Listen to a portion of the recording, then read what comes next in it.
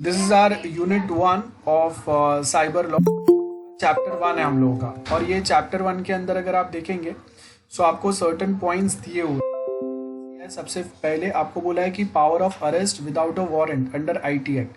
अब ये जो पावर ऑफ अरेस्ट है ना, ये आईटी एक्ट के अंदर नहीं है, ये कोड ऑफ क्रिमिनल प्रोसीजर जो है उसका पावर दिया गया है। कोड ऑफ क्रिमिनल प्रोसीजर 1973, उसके अंदर पावर है एक पुलिस ऑफिसर को कि वो किसी को विदाउट वारंट अरेस्ट कर सकता है अगर वो क्रिमिनल ने बहुत सीरियस कोई क्राइम किया है, और उसको अगर हम लोग अरेस्ट नहीं करेंगे वो पॉइंट ऑफ टाइम पे, तो वो अपने अगेंस्ट जो एविडेंस है उसको वो हटा देगा।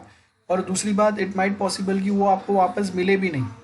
सो यहाँ पे देखो, फर्स्ट आपको यहाँ पे बेसिक से चालू होता है, क्राइम ऑफ दिस मिलेनियम, कौन से आज के टाइम पे क्राइम चलते हैं, बराबर है। सो यहाँ पे अगर आप देखेंगे सो आपको क्या बोला है, साइबर क्राइम जो है ये आज के टाइम पे बहुत ज़्यादा पॉपुलर है, जहाँ पे कंप्यूटर सिस्टम या नेटवर्क के ऊपर अलग अलग टाइप के क्राइम होते हैं। कौन से क्राइम्स हैं? पासवर्ड ट्रैफिकिंग होता है, किसी का पासवर्ड आप चेक करते हो, गेस करते हो, या उसको आप चोरी करने का ट्राई करते हैं। देन कॉपीराइट, लाइक आप जो हम लोग ऑनलाइन वेब सीरीज़ देखते हैं, नेटफ्लिक्स, अमेजॉन प्राइम या Z5 के, वो सारे आपको कहीं ना कहीं ऑनलाइन डाउनलोड करने मिल जाते हैं, तो वो क्या हो गया, कॉपीराइट वायलेशन।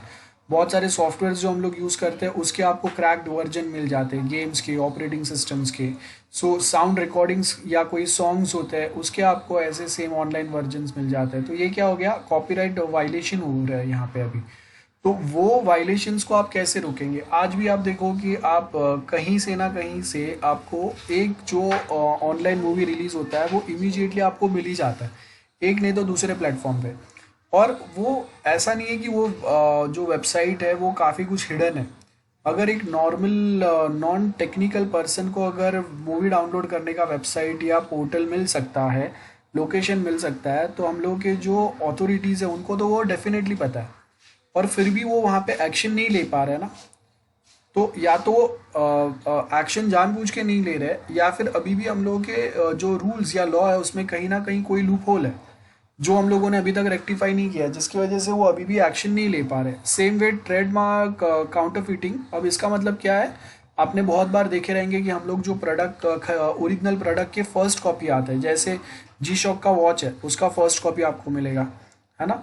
देन दूसरे कोई जो ब्रांडेड प्रोडक्ट्स होते हैं जो एक्चुअल में बहुत महंगे होते हैं, लेकिन उसका ट्रेडमार्क यूज़ करके एक फर्स्ट कॉपी बनाया जाता है जो बहुत सस्ता आपको मिलता है। देन नकली करेंसी बनाना, डेटा ट्रांसफ़र थेफ्ट, आपने डेटा कुछ भेज रहे हैं और वो कहीं और किसी ने चोरी कर लिया। Misuse of computer time. Then computer intrusion, hacking होता है। यहाँ पे अगर आप देखेंगे ना कि आपके कंप्यूटर में से बहुत ज़्यादा जो ओके, एक जैसे हम लोगों के पास बिटकॉइन एक वर्चुअल क्रिप्टो करेंसी बोलते हैं, वैसा एक मुनरो करके भी क्रिप्टो करेंसी आता है, उसका भी मार्केट में वैल्यू है। कोई सर्टन क्रिप्टो करेंसी पॉपुलर हो जाते हैं तो उसका डिमांड बढ़ जाता है या उसका वैल्यू बढ़ जाता है, लेकिन दूसरे भी क्रिप्टो करेंसीज है जिसके ऊपर लोग ज़्यादा फोकस नहीं करते, और वो बहुत सारे लोकेशंस पे आज भी वो वर्कआउट होता है और उसका वैल्यू भी बहुत ज़्यादा है। अब यहाँ पे एक सिनारियो जनरेट होता है जिसके अंदर एक अटैक होता है बहुत सारे कंप्यूटर्स पे, thousands and thousands of computer पे। और उसके अंदर क्या होता है कि वो एक जैसे बिटकॉइन माइनर होता है, मतलब एक सॉफ्टवेयर होता है जो कोई एल्गोरिदम सॉल्व करता है, जिसके थ्रू बिटकॉइन एक अकाउंट से दूसरे अकाउंट में जब जाता है ना, तो उसके लिए जो प्रोसेसिंग पावर रिक्वायर्ड रहता है वो आपके कंप्यूटर का प्रोसेसिंग पावर यूज़ करेगा। इन शॉर्ट, उसके लिए जो एल्गोरिदम रिक्वायर्ड होगा एक अकाउंट से दूसरे अकाउंट में बिटकॉइन ट्रांसफ़र करने के लिए, जो एक एल्गोरिदम, जो एक प्रोग्राम एग्जीक्यूट होगा, वो आपके कंप्यूटर का प्रोसेसिंग पावर यूज़ करके होगा। तो आप जब अपने कंप्यूटर का प्रोसेसिंग पावर डेडिकेट करते हैं बिटकॉइन ट्रांजैक्शन कंप्लीट करने के लिए, तो उसके अगेंस्ट एज अ रिवॉर्ड आपके कंप्यूटर में या आपके ऑनलाइन अकाउंट में एक कोई स्पेसिफिक अमाउंट ऑफ बिटकॉइन, उसका एक छोटा सा पार्ट जो है वो डाउनलोड होता है, ठीक है। अब यहाँ पे अगर आप देखेंगे ना, ऐसी ही सर्टन थिंग्स, ऐसी ही कुछ चीज़ें जो है वो हम लोग के यहाँ कि मुनरो जो है वो भी एक क्रिप्टो करेंसी है। अब ऐसे कोई क्रिप्टो करेंसीज डाउनलोड करने के लिए भी आपको माइनर्स लगेंगे जो आपके कंप्यूटर में कुछ एल्गोरिदम्स एग्जीक्यूट करते हैं, जिससे वो करेंसी के ट्रांजेक्शन्स एक अकाउंट से दूसरे अकाउंट में जो ट्रांसफ़र करना है वो सक्सेस होता है। और उससे आपको एज अ रिवॉर्ड वो करेंसी जो है वो आपके अकाउंट में या आपके ऑनलाइन अकाउंट में कहीं पे तो डाउनलोड होगा। अब यहाँ पे एक अटैक क्या होता है कि एक छोटा सा ऐसा मुनरो क्रिप्टो करेंसी डाउनलोड करने के लिए, जनरेट करने के लिए जो माइनर होता है उसका, वो हज़ारों कंप्यूटर में इंस्टॉल हो जाता है बैक एंड में, और उसके साथ में एक भी वहाँ पे आ जाता है। और ये एंटीवायरस से क्या होगा कि बाहर के कोई जो दूसरे एक तो इसको ये प्रोग्राम को डिटेक्ट नहीं कर पाएंगे, दूसरे कोई वायरस आपके कंप्यूटर में अटैक नहीं कर पाएंगे। मतलब ये जो प्रोग्राम है, जो मुनरो टाइप का क्रिप्टो करेंसी आपका कंप्यूटर का प्रोसेसिंग पावर यूज़ करके जनरेट करने वाला था, वो आपके कंप्यूटर को वापस प्रोटेक्ट भी कर रहा है बाकी कोई थ्रेट से, सो दैट आप या आपका कंप्यूटर का कोई दूसरा सॉफ्टवेयर प्रोग्राम उसको इजीली डिटेक्ट ना कर पाए। खाली ये होता है कि आपका कंप्यूटर स्लो हो जाएगा। अब आप सोचो कि अगर ऐसे thousands and lakhs of computer पे अगर ऐसा हम लोगों ने माइनर ऐड किया हुआ है, और वो माइनर आपके लिए वो कंप्यूटर्स के प्रोसेसिंग पावर यूज करके मुनरो करेंसी जनरेट कर रहा है, बराबर है, और वो आपका कोई तो एक ऑनलाइन एक सेंट्रलाइज जो अकाउंट है उस पे जा रहा है, तो आप देखो कि इतने सारे कंप्यूटर्स का प्रोसेसिंग पावर यूज करके पर डे कोई एक पर्सन आपके और आपके जैसे हजारों कंप्यूटर्स के प्रोसेसिंग पावर यूज करके he is earning lakhs and lakhs of rupees. और अगर डॉलर में आप कन्वर्ट करेंगे तो मिनिमम 10 to 20,000 डॉलर या उससे भी ज़्यादा वो पर डे जनरेट कर रहा है आपके कंप्यूटर का प्रोसेसिंग पावर यूज करके। सो वो क्या हो गया, miss use of your computer time या कंप्यूटर इंट्रूजन हो गया, दोनों पॉइंट्स में ये आएगा। देन कंप्यूटर आउटपुट थेफ्ट, मतलब आपका जो भी आउटपुट है वो और कहीं पे जा रहा है, डेस्कटॉप फॉर्जरी, बहुत सारे हैं, रॉन्गफुल प्रोग्रामिंग। देन उसके आगे अगर आप देखेंगे we have something which is called as child pornography. So यहाँ पे अगर आप देखेंगे चाइल्ड पोर्नोग्राफी में एक बहुत स्ट्रिक्ट रूल्स हम लोग के यहाँ पे बने हुए हैं, जिसके अंदर अगर कहीं पे भी अगर आप व्हाट्सएप के थ्रू या कोई दूसरे प्लेटफॉर्म के थ्रू ऐसे कोई केसेस अगर आप सर्च करते हैं या ऐसे कोई कंटेंट अगर आप देखते हैं, so there is a strict prohibition against. So India में चाइल्ड पोर्नोग्राफी के अगेंस्ट बहुत स्ट्रिक्ट रूल्स है। अगर आप किसी ने भी अगर गलती से भी अगर कंप्लेन कर दिया कि आपने ऐसे कोई कंटेंट उनके साथ शेयर, बहुत स्ट्रिक्ट एक्शन होगा। सो ऑनलाइन ऐसे चाइल्ड एक्सप्लॉयटेशन बचाने के लिए, इंटरनेट फ्रॉड ऐसे कम करने के लिए we are following such rules very strictly. So इनका नेक्सस जो है ना, वो नेक्सस हम लोग बंद करने की ट्राई कर रहे हैं। आप देखो कि सर्टन हम लोग के बाजू में सर्टन जो कंट्रीज़ है वहाँ पे ये चाइल्ड नेक्सस बहुत पॉपुलरली काम कर रहा है। They are earning like crores and crores of rupees. So जो कोई ऑर्फन बच्चे जो रहते हैं या तो जिनके माँ बाप गरीब है, वो वैसे बच्चों के पास ऐसे वीडियो कॉलिंग के थ्रू सर्टन एक्टिविटीज़ कराया जाता है और उसके through they are earning so much money. Like we have Myanmar is one example जहाँ पे बहुत पॉपुलरली चल रहा है। वहाँ के गवर्नमेंट रोकने की ट्राई कर रहा है और ये बहुत सारे फोरम पे ऑलरेडी इसके अगेंस्ट कंप्लेन आए हुए हैं। बाद में भी they are fail to curb such activities which is going on in their country. India में हो रहा है लेकिन इंडिया में इतने बड़े लेवल पे नहीं होता है। हम लोग कहीं ना कहीं अगर ऐसे कुछ प्रॉब्लम मिलते हैं तो हम लोग उसको सॉल्व करने की ट्राई करते हैं जल्दी से जल्दी। Then internet fraud and harassment, ये तो सबको पता है। अब देखो यहाँ पे एग्जांपल क्या दिया है, cyber crime is cyber criminal tried to celebrate a Valentine day in advance in year 2000। सो they choose date 6, 7 and 8 February to greet the e-commerce site Happy Valentine's Day in advance. That is before 14 Feb. The e-commerce site buy.com, Yahoo, eBay and Amazon was slow and shut down for hours. So क्या हो गया, यहाँ पे एक attack हो गया ऐसे sites के ऊपर और वो साइट्स जो है वो डाउन हो गए। कैसे डाउन हो गए, या तो डीडॉस अटैक हो सकता है या फिर हम लोगों ने वो सर्वर्स के ऊपर एक डिफ़ॉल्ट ऐसे बहुत सारे रिक्वेस्ट डाले या ऐसे बहुत सारे हम लोगों ने सेलिब्रेशन के ग्रीटिंग्स उसके ऊपर डाले। सो एक्चुअल में उतने कस्टमर्स नहीं आए लेकिन फिर भी हम लोगों ने वो साइट्स को डाउन कर दिया। अभी के टाइम पे ये सिनारियो अलग है। 2000 में ये साइट्स बहुत बेसिक थे, इतने बड़े नहीं थे, ना इनके पास इतने एडवांस सिक्योरिटी फीचर्स थे, ना इतने टूल्स या पैसे थे या इतने इन्वेस्टमेंट थे कि वो अपने साइट्स के ऊपर एक हाई लेवल सिक्योरिटी अप्लाई कर सके या अडॉप्ट कर सके उसके लिए। सो दैट्स वाई वो टाइम पे जब साइट्स ये बहुत नए बने थे, हम लोग के पास कोई एडवांस प्रोग्रामिंग लैंग्वेजेस नहीं थे, तो वो टाइम पे ये पॉसिबल हो पाया। आज के टाइम पे ये पॉसिबल नहीं है, वे ऑफ वर्किंग, टेक्नोलॉजी, सब कुछ चेंज हो गया। सो यहाँ पे देखो क्या बोला, at that time cyber criminal also sends a virus, I love you virus. And ये जो है ये बहुत ज़्यादा लॉस जनरेट करता था, मतलब आपके कंप्यूटर में आके डायरेक्टली कोई फाइल्स डिलीट कर देगा। और वो टाइम पे कंप्यूटर, इंटरनेट जो है ये बहुत एक न्यू कंसेप्ट था, तो हर किसी को इतना डिटेल में पता नहीं हुआ करता था ये सब के बारे में। आज जितना हम लोग इंटरनेट यूज़ करते हैं वैसा नहीं, सिनारियो नहीं था। किसी के घर में कंप्यूटर होना वही बहुत बड़ी बात थी, और स्मार्टफोन्स तो बिल्कुल नहीं थे। तो जो भी हम लोग एक्सेस करते थे या जो भी हम लोग अगर किसी से बात करते थे वो कंपलसरी आपको कंप्यूटर से ही करना पड़ता था।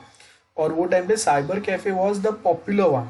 तो कभी कभी साइबर कैफ़े के जो कंप्यूटर्स होते हैं उस पर अलग अलग लोग अलग अलग कंटेंट एक्सेस करते हैं, और वो जो अलग अलग कंटेंट वो एक्सेस कर रहे हैं ना, उसी के थ्रू कभी वायरस आ गया, और वही कंप्यूटर जब आप यूज़ करते तो आपका सिक्योरिटी भी कहीं ना कहीं। देन उसके बाद में नेक्स्ट अगर आप देखेंगे 1999 एक मेलिसा वायरस आया था। अब देखो ये जो भी वायरसेस बहुत सारे जो अलग अलग दिख रहे हैं ना, ये अब ये टाइम पे इंडिया में नहीं है। ये इंडिया में ई कॉमर्स 2000 ईयर में इतना पॉपुलर नहीं था, ना ही वैलेंटाइन डे वो टाइम पे इतना पॉपुलर था, मतलब वो टाइम पे कोई इतना मनाता नहीं था in the year 2000। It was very new concept. Okay, ये आफ्टर 2010 आपको दिखता है कि ये पॉपुलरिटी इसका बढ़ते गया, जैसे जैसे फॉरेन कंपनीज यहाँ पे आते गए, कॉल सेंटर्स उनके चालू होते गए, उनके आईटी इंडस्ट्री यहाँ पे डेवलप होते गया, और हम लोग के बहुत सारे टीनेजर्स जो है वो उसमें जैसे जैसे इन्वॉल्व होते गए, तो उसके बाद they started following their culture as well. तब तक हम लोग उनका कल्चर ज़्यादा फॉलो नहीं करते थे, ठीक है। सो लाइक यू कैन सी कि हम लोग के यहाँ पे सीसीडी का कंसेप्ट जो है वो फ्रेंड्स 92 में जो फ्रेंड्स वाला सीरीज़ आया था उसके बाद में वो स्टार्ट हुआ। उसके पहले वो कंसेप्ट नहीं था कि हम लोग के पास अलग से कोई कॉफ़ी बार रहेंगे जहाँ पे जाके लोग दिन भर टाइम पास करेंगे। उसके बाद हाउ आई मेट आया 2005 के बाद में। सो यू विल फाइंड कि बहुत सारी जगह पे बार वाला जो कंसेप्ट है वो पॉपुलर हो गया, etcetera etcetera. So that was the sequence, that was the series. So ये जो वायरस हो रहा है ये वायरस इंडिया पे अफेक्ट किया था, लेकिन पहले वाला जो ये जो साइट्स है ये इंडिया में ज़्यादा पॉपुलर थे ही नहीं। लोगों को इंटरनेट या कंप्यूटर यूज़ करने नहीं आ रहा था, तो ऑनलाइन शॉपिंग का तो सवाल ही नहीं आता है ज़्यादा। हाँ, लेकिन 2005 के बाद में आपको पता चलेगा कि इंडिया में बहुत सारे लोग ऑनलाइन शॉपिंग अडॉप्ट कर रहे थे, लेकिन फिर भी वहाँ पे ट्रस्ट नहीं था। मतलब आपको कोई प्रोडक्ट दूसरा बुला जाता था और कोई दूसरा प्रोडक्ट हैंड ओवर किया जाता था, और रिफंड या आपको गारंटी रिफंड मिलेगा या वो प्रोडक्ट आपको प्रॉपर मिलेगा, या आपको अगर कोई दूसरा प्रोडक्ट आया तो कोई आपकी बात सुनेगा, ऐसा कुछ नहीं था। सो ज़्यादा लोग यूज़ भी नहीं करते थे। और उसके आगे देखो क्या बोला, in recent time some hacker groups were also active. जैसे एक ग्रुप है पाकिस्तान से जिसको हम लोग जी हैक्ड बोलते हैं, उसने बहुत सारे इंडियन वेबसाइट्स को हैक किया। अब याद रखो आज के टाइम पे कंट्रीज जो है वो एक दूसरे के साथ फिजिकल वॉर पे नहीं आते, वो बेसिकली एक दूसरे के साथ में वर्चुअल वॉर करते हैं, या जिसको हम लोग साइबर वॉर बोलते हैं। तो किसी कंट्री के ऊपर अगर मुझे वॉर करना है ना, फिजिकल वॉर अगर करना है, तो उसके पहले हम लोग उसके ऊपर साइबर वॉर करते हैं। उसके गवर्नमेंट्स डिफेंस के वेबसाइट्स इसको हैक करेंगे, उस पर उनके डिफेंस के क्या सीक्रेट्स है उसको चोरी करने का ट्राई करेंगे। वो इन्फॉर्मेशन से हम लोग अपने अटैक को ज़्यादा सक्सेसफुल कर सकते हैं। अब इंडिया के LOC और LAC ये दोनों बॉर्डर के ऊपर डिफेंस के जो सीक्रेट्स है वो अगर पाकिस्तान और चाइना को अगर पता चल गए, तो अटैक के पहले दे आर वेल अवेयर कि इंडिया कहाँ से क्या स्ट्रेटेजी फॉलो करेगा, बिकॉज उनको डिफेंस साइड से उसके सारे डिफेंस डॉक्यूमेंट्स मिल गए। अब इससे क्या होगा कि they are more dangerous now. उनको ऑलरेडी पता है कि हम लोग क्या स्टेप लेंगे तो इंडिया कैसे रिटालिएट करेगा, तो वो लोग वो वे में खुद को डिफेंड करके वापस अभी उनके जीतने के चांसेस बढ़ गए। सो इसके लिए आप देखो कि कोई भी कंट्री जो है वो ऐसे वे में अटैक कर रहा है आज। और उसका सेकेंड बेस्ट एग्जाम्पल आप देखो कि जो वैक्सीन आजकल बन चोरी होने के ट्राई कर रहे हैं बहुत सारे लोग, बिकॉज वो वैक्सीन का जो इक्वेशन या फॉर्मूला है वो डॉलर में बिकेगा अगर आप किसी को दोगे तो। ना उसके आगे क्या बोला, वेबसाइट दे हैक्ड वर, कौन से वेबसाइट पाकिस्तान साइड से हैक हुए थे, एग्रीकल्चर यूनिवर्सिटी ऑफ महाराष्ट्र। तो इसके ऊपर क्या होंगे, एग्रीकल्चर के कुछ एडवांसमेंट अगर हम लोगों ने बनाए कि जैसे अगर वाटर स्कैर्स एरिया है वहाँ पे हम लोग नए कोई ज़्यादा अच्छे डेवलपमेंट, ज़्यादा क्रॉप कैसे ले सकते हैं, या फिर हम लोगों ने कुछ new products, new agriculture plans बनाए जिसके ऊपर हम लोग पेटेंट फाइल करने वाले, उसका इन्फॉर्मेशन चोरी किया। देन नेशनल रिसर्च सेंटर, यहाँ से हम लोग के कुछ रिसर्च चोरी किए। अब क्या हो गया, ये रिसर्च चोरी करके वो अपने नाम पे रजिस्टर करके वापस कहीं ना कहीं वो पैसे कमाएंगे, है ना, ये होता है। देन इंडियन साइंस कांग्रेस, यहाँ से भी वो कोई ना कोई साइंटिफिक रिसर्च चोरी करेंगे। करंटली इंडिया कौन से चीज़ों के ऊपर ज़्यादा रिसर्च कर रहा है वो देखेंगे वो लोग। Indian institute of management IIM है, यहाँ से उन्होंने ये वेबसाइट हैक करके यहाँ से डिटेल चोरी की है। Gujarat government Indian institute of technology IIT Madras, यहाँ से उन्होंने इन्फॉर्मेशन चोरी की है। तो देखो बहुत सारे जो बड़े वेबसाइट्स हैं जहाँ से इन्फॉर्मेशन चोरी करके वो कहीं ना कहीं अपने बेनिफिट के लिए यूज़ कर सकते हैं या अपने डिफेंस सिस्टम को और स्ट्रॉन्ग बना सकते हैं, ऐसी कोई ना कोई वेबसाइट्स उन्होंने हैक किए थे और आज भी वो करते रहते हैं। और सामने हम लोग थोड़े उनके वेबसाइट्स हैक करते हैं, तो ये इंटरनली चलते रहता है, ये कभी न्यूज़ में नहीं आता है। न्यूज़ में कब आता है, जब लोगों को नोटिस में आए, जैसे समझो कि आधार कार्ड का जो वेबसाइट है वो सपोज हैक हो गया, उसके ऊपर कुछ दूसरा कुछ दिखने लगा। सो ऐसा कुछ होगा ना तब वो नोटिस में आएगा। ये जो हैकिंग हो रहा है ये एक्टिव हैकिंग नहीं हो रहा है, पैसिव हो रहा है, मतलब कभी आपके साइट पे वो हैक हुआ, कभी उस पर डेटा चोरी हुआ, ये आपको पता भी नहीं चलेगा, और जब तक पता चलेगा तब तक वो डेटा चोरी होकर किसी के पास चले भी गया रहेगा। सेकेंड ग्रुप जो है वो है doctor Nuker, which is founder of Pakistani hacker club, जहाँ पे इंडियन पार्लियामेंट के साइट, अहमदाबाद टेलीफोन एक्सचेंज। अभी देखो अगर वो टेलीफोन एक्सचेंज का साइट हैक कर रहा है मतलब वो बहुत सारे लोगों को ट्रेस भी कर सकता है और उनके कॉल डिटेल्स ट्रेस कर सकते हैं, है ना। और उसके आगे देखो promotional council of United nation in India, ये जो है इसका साइट हैक किया था। थर्ड ग्रुप जो है वो है नाइट मैन, और इन्होंने वापस बहुत सारे दूसरे गवर्नमेंट साइट्स जो है इसको हैक किया। अब देखो Pakistan government is actually paying money to such companies और सच हैकिंग ग्रुप्स, वो स्पेशली इनको ट्रेन कर रहे हैं और इनको बहुत बार जो इंडिया के अगेंस्ट जो सर्टन कंट्रीज है वो ट्रेन करके उनको पाकिस्तान में भेजते हैं, सो दैट इन्फॉर्मेशन जो मिलेगा वो, जैसे चाइना है, सो इन्फॉर्मेशन जो मिलेगा ये हैकर ग्रुप के थ्रू उसको चाइना यूज़ करेगा, लेकिन अगर प्रॉब्लम आएगा तो ब्लेम किसके ऊपर डालेंगे हम लोग, पाकिस्तान के ऊपर। So some website this group has ruined our Blue Star informate. Then आप देखो लाल बहादुर शास्त्री, ये नेशनल एकेडमी ऑफ एडमिनिस्ट्रेशन, मतलब इंडिया के जो IAS IPS ऑफिसर्स होते हैं उनका जो वेरी फर्स्ट ट्रेनिंग जो होता है वो यहाँ पे होता है, उसके साइट हैक किया गया है। महिंद्रा एंड महिंद्रा, उसका साइट हैक हुआ था। So every year Indian government is spending a lot of money on providing a security to such websites और providing a security to our Indian national systems, और उसके against कहीं ना कहीं कोई ना कोई ऐसे क्राइम आपको मिल ही जाता है। Okay, so that was the basic part. उसके बाद देखो चैप्टर 1 के अंदर we have now section 80 of IT act 2000, और यहाँ पे क्या बोला गया है कि ये वेपन है या ये एक हम लोग बोल सकते हैं कि जब ये टॉपिक डिस्कस करेंगे तो आपको एक क्वेश्चन का आंसर मिलना चाहिए, ये वेपन है या एक ऐसी टाइम पास के लिए बनाया हुआ चीज़ है जो ज़्यादा इफेक्टिव या यूजफुल नहीं है। सो यहाँ पे देखो आपको क्या बोला है, a threat of a cyber crime is increasing, so to make cyber crime punishable section 80 is added. Cyber crimes को कम करने के लिए या उसको होगा उतना जल्दी पनिश करने के लिए, है ना।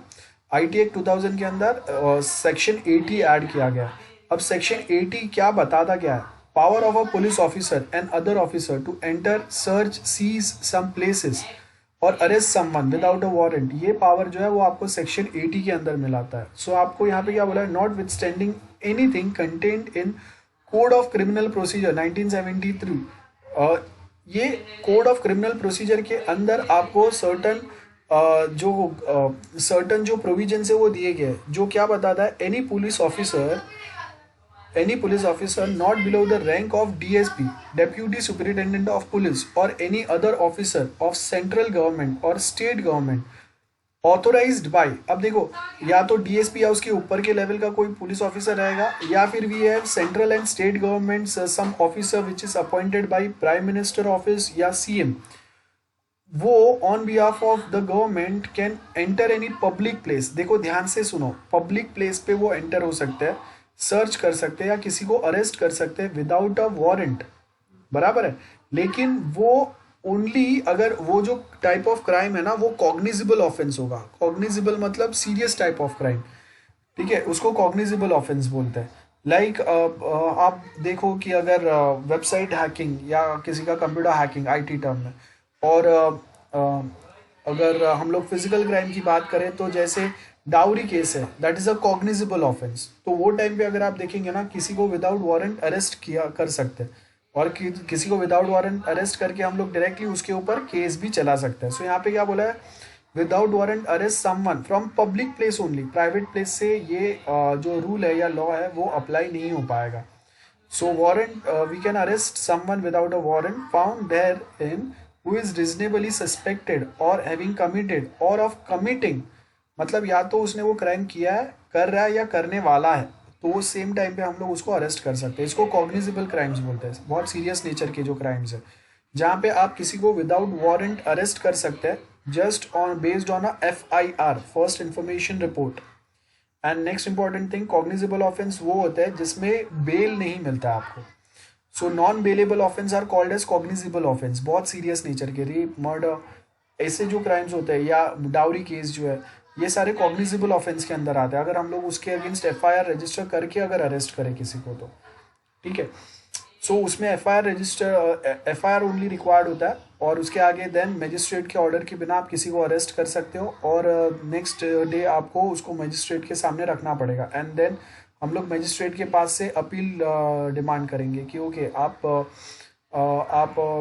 कितने आप उसके पास कस्टडी आपको बढ़ाना है, तो मजिस्ट्रेट से ऑर्डर लेना पड़ेगा। So magistrate will give you custody for 1 week, 10 days या 15 days, it's like that. So यहाँ पे आपको एक्सप्लेनेशन देखो कैसा दिया, for the purpose of this sub section public place जो है included any public convenience, like public place का मतलब क्या हो गया, कोई होटल, कोई शॉप या कोई भी दूसरा प्लेस जहाँ पे पब्लिक को अलाउड है, कोई भी पब्लिक आ जा सकता है, कोई भी इंडियन सिटीजन या फॉरेन सिटीजन विजिट कर सकते हैं, ऐसे प्लेसेस को हम लोग पब्लिक प्लेस बोलेंगे, बराबर है। कोई मॉल है, कोई होटल है, सो वहाँ से आप किसी को विदाउट वारंट अरेस्ट कर पाओगे, तभी ये जो रूल है वो अप्लाई होगा। प्राइवेट प्लेस नहीं, मतलब कोई कॉलेज या कोई स्कूल है या कोई ऑफिस है, that considered as a private place. So यहाँ पे देखो क्या बोला है, where any person is arrested under sub section by an officer rather than a police officer, such officer shall, अब लॉ टर्म में शेल का मतलब होता है कंपल्शन, बराबर है। सो यहाँ पे क्या बोला है, shall without unnecessary delay take और send a person arrested before a magistrate, तो आपने अगर किसी को विदाउट वारंट अरेस्ट भी किया है, लेकिन जल्दी से जल्दी आपको मजिस्ट्रेट के सामने उसको भेजना पड़ेगा। सो बहुत बार अगर हम लोगों ने सैटरडे को अगर उसको अरेस्ट किया है, संडे मजिस्ट्रेट ऑफिस बंद है, तो आप डायरेक्टली उसको मंडे को मजिस्ट्रेट के सामने लेके जाएंगे, है ना। एंड वो भी तभी जब वो जो ऑफिसर इंचार्ज है उसका जुरिस्डिक्शन अगर वो केस में आते रहेगा, वो एरिया में आते रहेगा, तो ही वो अरेस्ट कर सकता है, अदरवाइज वो अरेस्ट नहीं कर सकता, ठीक है। नेक्स्ट क्या बोले, the provision of code of criminal procedure 1973 shall, again compulsion है, subject to provision of this section applies so far as may be in relation to any entry, search or arrest made by this section। उसके आगे section 80 is applied to only those offenses which are defined under IT Act 2000 and it is not applied to a cyber crime which are under other laws। For example, defamation case है, मानहानि का case है, उसके अंदर ऐसा कोई अरे without warrant arrest वाला प्रोविजन नहीं आएगा, बराबर है। Arrest with no offence email is no offence under IT act. So defamation मतलब मानहानि हुआ है, जैसे आप देखो कि कंगना और ऋतिक रोशन का केस हुआ था, तो उसमें सेक्शन 80 अप्लाई नहीं होगा, किसी को हम लोग विदाउट वारंट अरेस्ट नहीं कर सकते, दैट इज समथिंग डिफरेंट, ठीक है। The power to enter any public place and search and arrest without a warrant any person is vested only in a police officer not belong the rank of DSP। अब आप देखो कि अगर मेरे पास ऐसे 2-4 case आ गए, बराबर है, सो ये 2-4 केस में आपको हर बार कोई DSP मिलेगा, वो ज़रूरी नहीं है, और ना ही एक पुलिस स्टेशन में 2-4 DSP होते भी हुए। सो वो टाइम पे हम लोगों को क्या करना पड़ेगा, हम लोग को उसके ऊपर के ऑफिसर्स नहीं मिलेंगे, सो हम लोग किसी को विदाउट वारंट अरेस्ट भी नहीं कर सकते in such cases. So DSP or any other officer of central government or a state government who is authorized by the central government. So ऐसे ऑफिसर नहीं है तो वो टाइम पे ऐसे प्रोविजंस जो है वो काम में भी नहीं आएंगे. I hope this is very clear to everyone. Okay, उसके आगे क्या बोला है? The power can be exercised only in a public place which as per the explanation to section 80 includes any public convenience, hotel, shop or any other place intended for a use by or accessible by public. Then enter any public office, search and arrest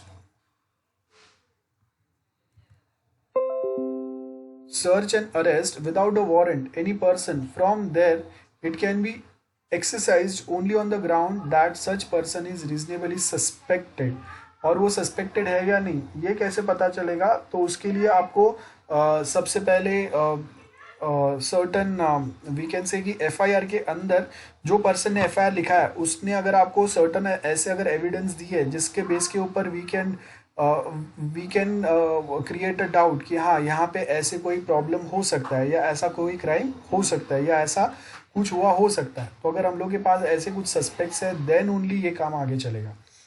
next क्या बोला? It is clear in section 80 of IT act that the accused can be arrested without warrant only from a public place not from any other place. तो अगर किसी को अगर ऐसे rule या law पता है तो वो ऑफकोर्स पब्लिक प्लेस पे रहेगा. डायरेक्टली कहाँ पे जाएगा? कोई प्राइवेट प्लेस पे जाके वो रहेगा जहाँ पे विदाउट वारंट आप उसको अरेस्ट ना कर सके. आपको ऑथोरिटी या पावर तो दिया है लेकिन अगेन उसको बहुत लेवल तक कर्टेल कर दिया है. So accused can be arrested for committing or having committed or about to commit any offense under IT Act 2000. So या तो आपने ऐसा कुछ क्राइम किया है, करने वाले हो या कर रहे हो. लाइक कोई एक ऑर्गेनाइजेशन है जो लोगों को फेसबुक या ट्विटर लाइक ऐसे साइट्स के थ्रू रेडिकलाइज कर रहा है. सो वो क्या हो गया? That is means you are committing that crime. आप कर रहे हो वो क्राइम. अबाउट टू कमिट का मतलब क्या हो गया? आप करने वाले हो, आपने प्लानिंग किया हुआ है जैसे बॉम्ब ब्लास्ट प्लान करना. So that is about to commit, है ना. तो वो टाइम पे ऐसे कुछ क्राइम आप कर रहे हो. देन अरेस्टेड फॉर कमिटिंग मतलब आपने ऐसा कुछ क्राइम कर दिया है. तो यहाँ पे आपको क्या बोला है? To understand this provision 3 situations are created. If a person alleges that he has committed an offence in a place other than a public place but is found on a public place. मतलब उसने जो crime किया है वो तो कोई दूसरे place पे किया है, राइट. लेकिन बाद में वो क्राइम करने के बाद में वो पब्लिक प्लेस पे आया और वहां पे आपने उसको अरेस्ट किया. If a person is alleged to have committed an offence in a public place but is found in some other place. तो अगर कोई दूसरे प्लेस पे है तो वो टाइम पे हम लोग उसको अरेस्ट नहीं कर पाएंगे क्योंकि आपको प्रोविजन में क्या लिखा है? Section 80 is only applied on some private place, sorry public place, not on some other place. So other place का मतलब बाकी के सारे प्लेसेस जो है वो अदर प्लेस हो गए. If a person is alleged to have committed or committing or is about to commit an offense in a public place but is found that in a very public place मतलब जहाँ पे उसने crime किया वहीं पे हम लोगों ने पकड़ लिया तो वो टाइम पे अरेस्ट पॉसिबल है. सो इन दिस 3 situations अगर आप देखेंगे तो फर्स्ट एंड थर्ड सिचुएशन में अरेस्ट पॉसिबल है. सेकेंड सिचुएशन में क्या बोला है? पर्सन ने जो क्राइम किया हुआ है वो पब्लिक प्लेस पे उसने क्राइम किया. मतलब सपोज कि कोई एक मॉल का वाईफाई यूज करके उसने क्राइम किया लेकिन अभी वो कहाँ पे है? अदर प्लेस पे. मतलब कोई एक प्राइवेट प्लेस पे है वो या अपने घर पे है. सो वो टाइम पे we can not arrest. The above situation only focus on a places where accused is arrested, that is a public place. The restriction of arresting an accused from public place makes section 80 vulnerable for defeating the magnificently. It is explained using an example like if a person A is suspected of having committed a hacking offense. Hacking जो है वो cognizable offense है, remember, जिसमें bail नहीं मिलता अगर it comes under section 66 of IT Act. सो अगर अभी हैकिंग जो उसने किया वो कहाँ से किया? अपने घर से. Now he went to hotel after committing this hacking offence और अभी होटल जो है वो क्या है? पब्लिक प्लेस है. तो we can arrest without a warrant that person जिसने हैकिंग किया हुआ है फ्रॉम दैट पब्लिक प्लेस.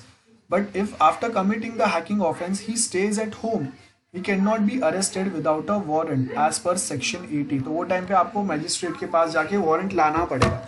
अब आप देखो अगर सैटरडे है, मैजिस्ट्रेट ऑफिस अगर बंद हो गया है दूसरे दिन संडे, और उतना टाइम अगर आप रुकेंगे मंडे तक अरेस्ट वारंट इशू करने के लिए, तो तब तक में तो जो पर्सन ने ये क्राइम किया वो अपने सारे जो एविडेंस है उसको वाइप आउट भी कर देगा, right.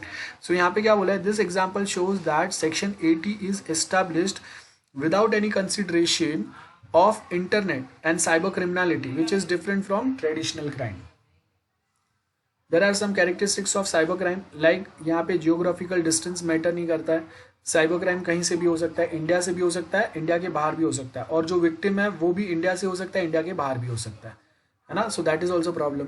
To commit cyber crime, cyber criminal do not come face to face with the victim and he is not physically present.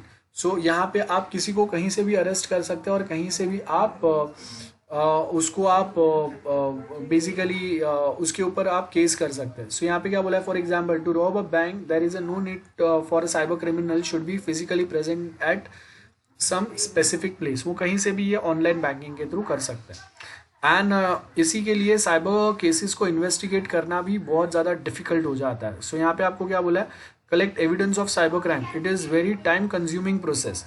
और उसमें भी अगर हम लोग यहाँ पे अगर किसी को विदाउट वारंट अरेस्ट करने का परमिशन नहीं दे रहे फ्रॉम सम अदर प्लेस, तो वो टाइम पे क्या होगा, यहाँ पे देखो क्या बोला है, to find out cyber criminal is a cumbersome job. तो आपको सबसे पहले तो आपके जो ऑफिसर्स है वो इतने ट्रेंड होने चाहिए कि उनको टेक्नोलॉजिकली के बारे में कुछ पता हो। अब हम लोग के ऑफिसर्स ही इतने ट्रेंड नहीं है या टेक्नोलॉजिकली साउंड नहीं है, तो आप उनको सबसे पहले तो केस क्या है वही समझा नहीं पाओगे। अगर केस समझा भी दिया तो उसके बाद में आप उसके अंदर कुछ उसको कुछ और डिटेलिंग दे नहीं पाओगे। सो यहाँ पे देखो आपको क्या बोला है, cyber crime investigation process is time consuming but commission of cyber crime is very efficient. It will take few seconds to plant a virus into computer, like I love you virus जो पहले हम लोगों ने discuss किया, right, and some other things. Okay, so will just wait for 2-3 minutes, बाद में हम लोग ये वाला 1.3 टॉपिक चालू करें। Okay, so will continue again. As you can see यहाँ नेक्स्ट पार्ट क्या बोला है, what is the difference, as you can see the difference between cognizable and non cognizable offences. So अब हम लोगों ने क्या बोला, हम लोग कोई पर्सन को under section 80 of IT act 2000 we can arrest someone. किसके पास पावर होगा, ये डीएसपी या उसके ऊपर के लेवल के जो पुलिस ऑफिसर है उसके पास। नेक्स्ट थिंग, या फिर डीएसपी को छोड़ के कोई दूसरा पर्सन कभी अरेस्ट कर सकता है अगर वो पर्सन जो भी है वो स्टेट या सेंट्रल गवर्नमेंट से अपॉइंटेड कोई एक हाई लेवल गवर्नमेंट ऑफिसर हो, तो उसके पास ये पावर हो सकता है। बराबर है कि पीएमओ के साइड से उसको फुल अथॉरिटी मिला हुआ है, at that point of time he can exercise this power. लेकिन अगेन प्रॉब्लम क्या है यहाँ पे, सेक्शन 80 के अंदर we can arrest someone only from a public place, not from any other place. Other place का मतलब है कोई दूसरे प्लेस से आप अरेस्ट नहीं कर सकते, लाइक प्राइवेट प्लेस, घर से, ऑफिस से, स्कूल या कॉलेज से। So at that point of time this power can not be exercise. So यहाँ पे आपको वही पता है। और विदाउट वारंट अरेस्ट करने का पावर आपको कहाँ पे मिलता है, only in a cognizable offence, जिसमें एफआईआर रजिस्टर करके एफआईआर रजिस्टर करने वाले पर्सन ने आपको जो प्रूफ या एविडेंसेस दिए, इफ यू फाइंड कि दिस मेनी प्रूफ और evidences enough to arrest some person without a warrant, तो फिर डीएसपी या उससे ऊपर के लेवल का ऑफिसर ही can exercise this power. Non cognizable offence के अंदर ये पावर एक्सरसाइज होता ही नहीं है, उसमें सेक्शन 80 अप्लाई होता ही नहीं है। वो टाइम पे एक रिपोर्ट लिखा जाएगा, उसके बाद आप मजिस्ट्रेट के पास जाओगे एविडेंस कलेक्ट करके, देन आप उसको उसके पास से अरेस्ट वारंट लोगे, और वो अरेस्ट वारंट अगर मिलता है तो ही you can arrest that person. Okay, so यहाँ पे देखो क्या बोला है, the accused arrested from the public place without a warrant but there is still confusion in the law for exposing the same, it is necessary to understand the basic criminal procedure. We have two types of offenses, cognizable, non-cognizable offense. Cognizable offense कौन सा बोला है देखो, an offense is in which an accused is arrested without a warrant. Accused जिसको आप without warrant arrest कर सकते हैं, इसको आप क्या बोलते हैं, cognizable offense. In cognizable offense, police officer have the power to arrest an accused without a warrant. और यहाँ पे आपके पास एक एफआईआर रजिस्टर करना जरूरी है। तो जो भी पर्सन एफआईआर रजिस्टर करेगा, Here the state will play a role of prosecutor and the victim is only a witness for a prosecution. When the cognizable offense is committed, the victim or और the informant first approaches the concern police station, बराबर है, जहाँ पे हम लोग FIR register करेंगे। तो उसके बाद क्या होगा, वो ऑफिसर जिसने एफआईआर रजिस्टर किया उसके जुरिस्डिक्शन में अगर ये केस आ रहा है, देन वो क्या करेगा, अंडर सेक्शन 154, सबसे पहले तो देखो under section 154 of code of criminal procedure contains the procedure for registration of FIR. So एक प्रॉपर प्रोसीजर है, मतलब गवर्नमेंट के थ्रू असाइन जो बुक है रजिस्टर होता है उसी के अंदर आपको एफआईआर रजिस्टर करना है। और ये जो बुक है ये टाइमली बेस पे ऑडिट होता है, मतलब उसके अंदर अगर कोई एक एफआईआर रजिस्टर किया गया है तो वो पुलिस ऑफिसर को डिटेल में उसका रिपोर्ट देना पड़ता है कि कौन सा एफआईआर रजिस्टर हुआ, उसके अगेंस्ट क्या हम लोगों ने इंक्वायरी किया, अगर इंक्वायरी नहीं हुआ तो उसका रीज़न क्या है, इंक्वायरी इनकम्प्लीट है तो उसका रीज़न क्या है, कहीं पे आपको अगर कोई केस के अगर एविडेंस नहीं मिले उसका रीज़न क्या है, आपने केस क्लोज कब किया, कौन से बेसिस पे किया, ये पूरा डिटेल ऑडिटिंग होता है। सो इसके लिए एफआईआर रजिस्टर करने के लिए गवर्नमेंट के साइड से अलग रजिस्टर्स रहते हैं, जो जो उसके अंदर लिखा हुआ एक चीज़ एक बार उसमें ऐड होने के बाद में आपको उसके अगेंस्ट ऑडिट में आंसर देना ही पड़ता है। सो ऑफिसर जो है वो लायबल हो जाता है उसके बाद में। तो यहाँ पे आपको क्या बोला है, section 154 information in cognizable case, every information relating to the commission of cognizable offence if given orally, मतलब कोई पर्सन आके पुलिस ऑफिसर जो है उसको ओरली बोल रहा है कि ऐसा कुछ क्राइम हुआ है, तो ऑफिसर इंचार्ज क्या बोलेगा, शेल, मतलब अब देखो अभी जो भी ऑफिसर इंचार्ज है वहाँ पे मेनली अगर कॉग्निजिबल केस है तो आपके पास यहाँ पे कौन सा ऑफिसर इंचार्ज होना चाहिए, डीएसपी लेवल का, लेकिन वो नहीं है तो दूसरा कोई ऑफिसर क्या करेगा, ये जो भी ओरली बोल रहा है उसको वो राइटिंग में कन्वर्ट करेगा, आइदर वो उसको बोलेगा कि आप लिख के दो, या फिर अगर वो जो पर्सन है उसको लिखने नहीं आता है, अगर वो ज़्यादा पढ़ा लिखा नहीं है तो on behalf of that person police officer will write out, बराबर है। और उसके बाद वो सेम जो रिपोर्ट एफआईआर लिखा हुआ है उसको रीड करेंगे जो पर्सन कंप्लेन करने आया उसके सामने। And every such information weather given in a writing और रिड्यूस टू राइटिंग मतलब उसने बोला और ऑफिसर ने लिखा, shall be compulsory, it should be signed by a person, अगर उसको साइन करने नहीं आता तो उसका थंब इम्प्रेशन रहेगा। और ये सेम चीज़ गवर्नमेंट के जो एफआईआर रजिस्टर बुक होता है उसके अंदर रहेगा, और वो स्टेट गवर्नमेंट ने दिया रहेगा उसका प्रिस्क्राइब फॉर्मेट।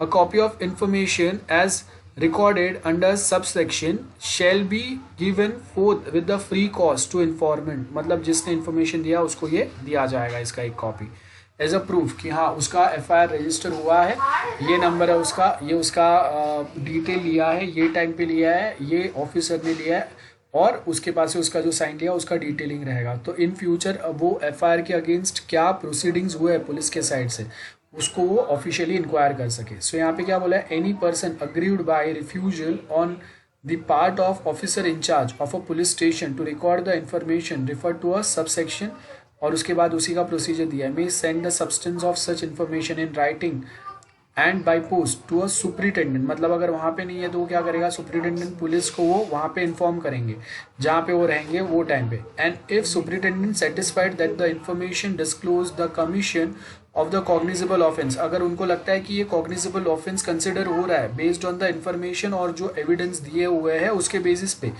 देन ओनली देखो यहाँ पे क्या बोला है, cognizable offence shall either investigate the case himself और investigation to be made by any police officer subordinate to him in manner of providing by this code, and such officer shall have all the powers of officer in charge, और वो फिर जाके उसको arrest कर सकता है। And उसके आगे नेक्स्ट क्या बोला है, देखो आपको section 156 of code of criminal procedure it is mention that any officer in charge of a police station may investigate any cognizable case failing within the jurisdiction of the such police station without the order of magistrate. So यहाँ पे क्या बोला है, any officer in charge of the police station may investigate any cognizable case falling within the jurisdiction of such police station. अगर आपके jurisdiction में आता है तो ही आप वो cognizable case को handle कर सकते हो if you are officer in charge there, और विदाउट मैजिस्ट्रेट के ऑर्डर के आप किसी को अरेस्ट कर सकते हो फ्रॉम द पब्लिक प्लेस, अगर वो पब्लिक प्लेस पे है तो ही, नहीं तो नहीं होगा, ठीक है। देन सेक्शन 157 कोड ऑफ क्या बोला है, देखो section 157 of code of criminal procedure क्या बताता है, स्टेट प्रोसीजर ऑफ इन्वेस्टिगेशन मतलब वो स्पेसिफिक स्टेट, जैसे महाराष्ट्र स्टेट है तो उसके कॉग्निजिबल ऑफेंसेस इन्वेस्टिगेशन करने के प्रोसीजर्स क्या है वो यहाँ पे बताएगा। सो जैसे यहाँ पे क्या बोला है, section 157 of code of criminal procedure 1973। अब ये जो भी सेक्शंस हम लोग पढ़ रहे हैं ना वो सब आपको याद रखने हैं। Section 154 of code of criminal procedure क्या बताता, procedure to register an FIR, बराबर है। सेक्शन 156 यहाँ पे अगर आप देखोगे तो सेक्शन 156 के अंदर यहाँ पे आपको देखो section 157 154 information in cognizable case, और उसके बेस के ऊपर आप किसी को अरेस्ट कर सकते हैं कि नहीं। देन सेक्शन 157 में क्या बोला है, it is mention that officer in charge जो है वो अपना ये पावर जो है उसको एक्सरसाइज कर सकता है अगर वो केस उसके जुरिस्डिक्शन में आता है तो, ठीक है। देन 157 के अंदर क्या लिखा है, investigation, preliminary investigation inquiry procedure क्या रहेगा वो सेक्शन 157 में दिया है। 154 code of criminal procedure, how to register an FIR। Section 156 officer in charge can proceed with this proceeding if his jurisdiction is applied there। And section 157 कि what is the procedure for investigation, जैसे अगर वो ये case को आगे अगर वो register करते हैं और अगर अरेस्ट आगे कंफर्म करता है तो, if from information received or otherwise an officer in charge of a police station has a reason to suspect the commission of an offence which he is empowered under section 156, मतलब अगर वो उसके jurisdiction में आता है with respect to section 156 then वो जाके वो पर्सन को अरेस्ट कर सकता है।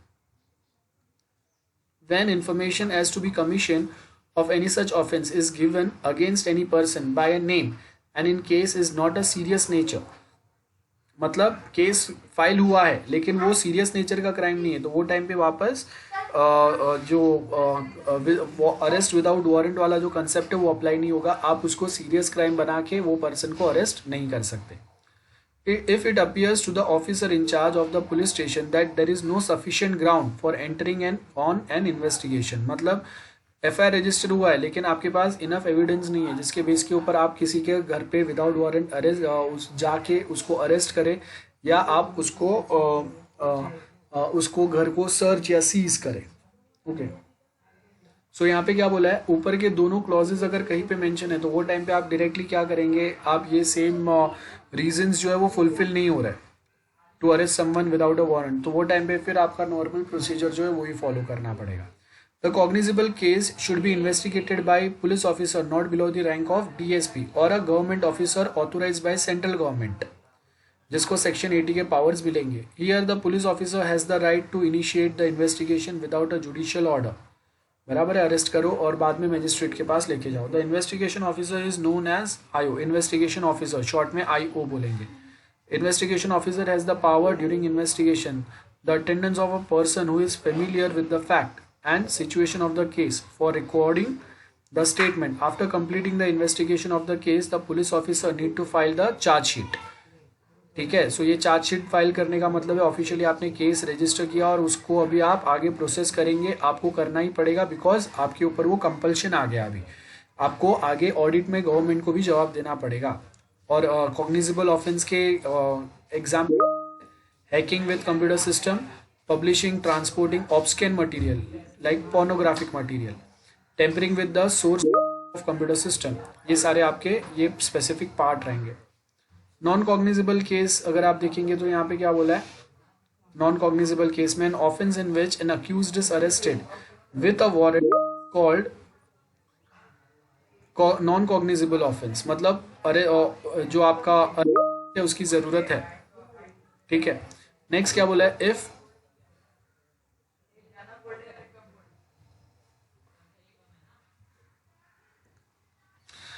in cognizable case offenses FIR is not register, यहाँ पे अभी FIR रजिस्टर नहीं होगा, मतलब प्रॉपर कंप्लेन रजिस्टर होगा, बराबर है। FIR नॉन कॉग्निजिबल केस में क्या होगा, criminal complain only files in the court of magistrate and if informant makes the complain at police station related to a non cognizable crime, magistrate के पास ये complain file होगा, बराबर है। लेकिन अगर पुलिस स्टेशन में जाके अगर आप कंप्लेन फाइल करते हैं the police record matter of information are non cognizable, तो वो क्या करेगा, NCR रिपोर्ट फाइल करेगा, आपने NCR सुना रहेगा, ठीक है, that is non cognizable report, non serious kind of a nature, और उसका जो ऑथोराइज बुक है वो अलग होगा।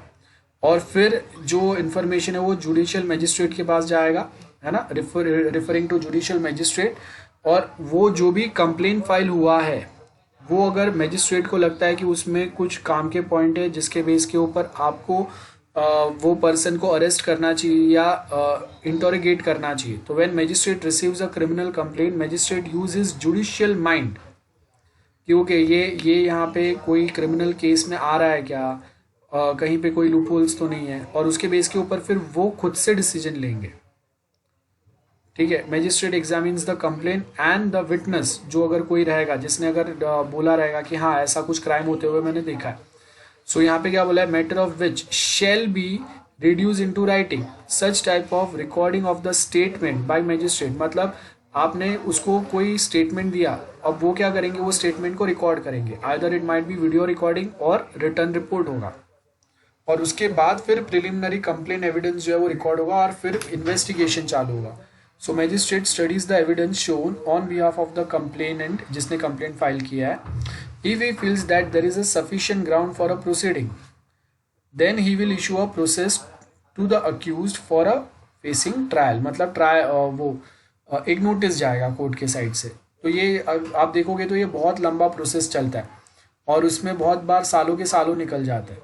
और इसके लिए तो किसी को यहाँ पे डर नहीं लगता है, बिकॉज एक बार आपका डेट जो है वो आ गया कोर्ट में, उसके बाद में ऐसे बहुत हज़ारों केस चलते रहते हैं, तो आपका नेक्स्ट टाइम वापस डेट आने में 6-7 महीने लग जाते हैं। So as compare to FIR process which is very effective, जहाँ पे इमीडिएटली हम लोग एक्शन लेंगे, यहाँ पे क्या होता है, it happen that before postpone the issuance of the process ask for investigation by office police decides whether there is a sufficient ground for proceeding और नॉट। सो यहाँ पे क्या होगा, पुलिस पहले तो आराम से बैठ के सोचेगा कि वो इनफ एविडेंस है क्या कि हम लोग जाके किसी को अरेस्ट करें, और वो है तो फिर वो मजिस्ट्रेट के पास जाएंगे, मजिस्ट्रेट वापस डिसाइड करेंगे कि हाँ यहाँ पे किसी को अरेस्ट करना चाहिए नहीं करना चाहिए, या सिर्फ प्रिलिमिनरी इंक्वायरी करना चाहिए।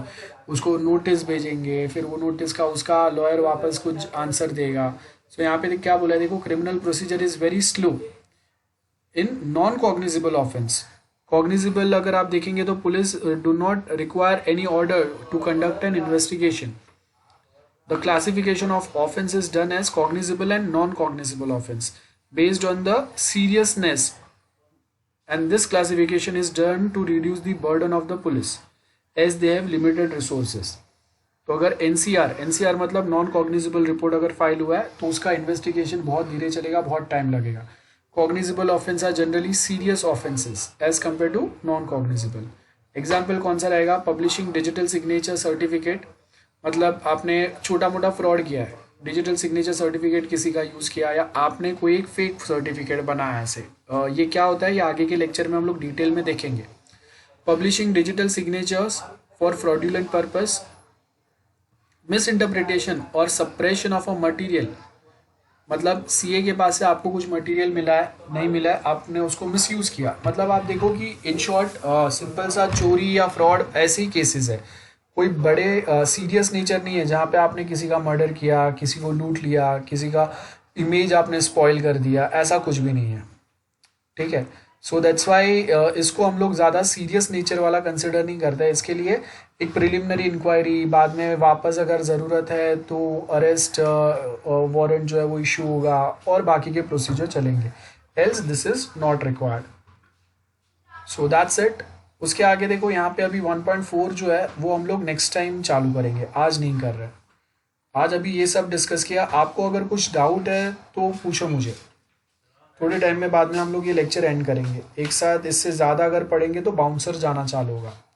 Any doubt from your side guys, anyone, any doubts? Hello, सुन रहे हो ना आप लोग? हेलो गाइस, हेलो, कहाँ पे है? कोई है ही नहीं क्या? सब सो गए? हाँ, एक रिप्लाई, 2 रिप्लाई, ओके। कोई डाउट है किसी को? किसी को कोई डाउट नहीं है? ओके, ठीक है। So will stop this lecture here.